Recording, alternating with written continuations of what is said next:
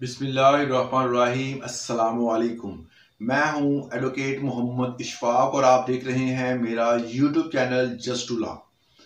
आज जिस टॉपिक पे हमने बात करनी है, अक्सर औकात लोगों के मुंह से और कोर्ट कचहरी में ये बात बहुत ज़्यादा डिस्कस की गई, दो बंदों से सुनी भी मैंने और कुछ लोगों ने कमेंट सेक्शन में हमारे इस चैनल के कुछ वीडियोस के नीचे, क्योंकि इस वीडियोस में अक्सर औकात ये बात होती है ज़मीनी मामलात के हवाले से। तो एक बंदे ने पूछा कि जनाब, हम जो है वो अगर 2-3 साल से काबिज हैं किसी जगह पर या 10 साल हो गए हैं, तो ये एक आम तौर पर ये तासुर समझा जाता है कि अगर कोई बंदा किसी भी ज़मीन पर 5-10 साल से काबिज है,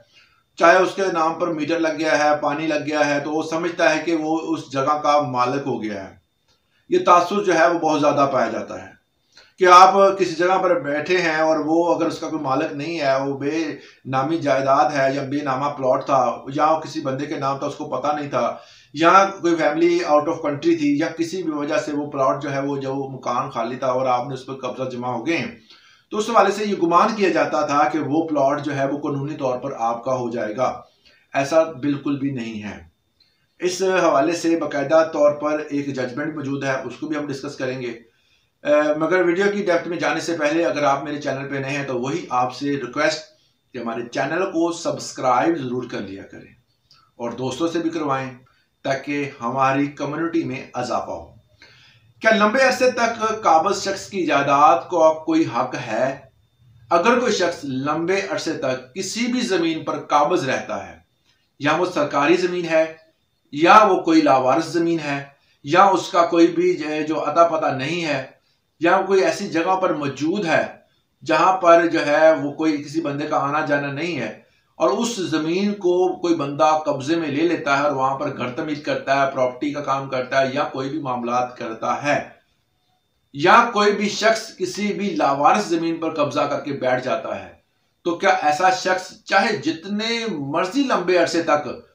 काबिज रहे, चाहे वो 40 साल तक काबिज रहा है, बड़ा अरसा होता है 40 साल, अगर वो 40 साल तक भी काबिज रहा है तो उसको किसी किस्म का मलकीती हकूक जो है वो हासिल नहीं होंगे।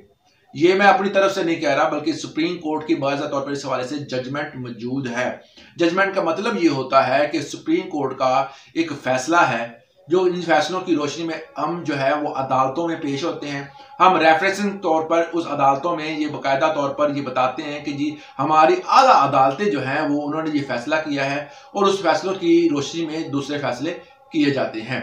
तो इसमें बताया जाता है कि नाजायज काबिज शख्स चाहे वो 40 साल से ही काबिज क्यों ना हो, उसकी दाद रसी नहीं होगी, वो उसका मालिक नहीं होगा। अब इसका रेफरेंस है 2014 SCMR 1351, ये पेज नंबर है। इस वाले से अगर आपने जजमेंट को पढ़ना हो तो आप उसे डाउनलोड कर सकते हैं, और इसमें बाकायदा तौर पर ये क्लियर कर दिया गया है कि किसी किस्म का कोई बंदा अगर वो 40 साल से ऊपर भी रहता है या 40 साल तक भी रहता है तो वो उस पर काबिज नहीं हो सकता, मालिक नहीं हो सकता। वही मालिक होगा जो उसका असल मालिक होगा। आज के लिए इतना ही, इजाजत दें। अल्लाह हाफिज।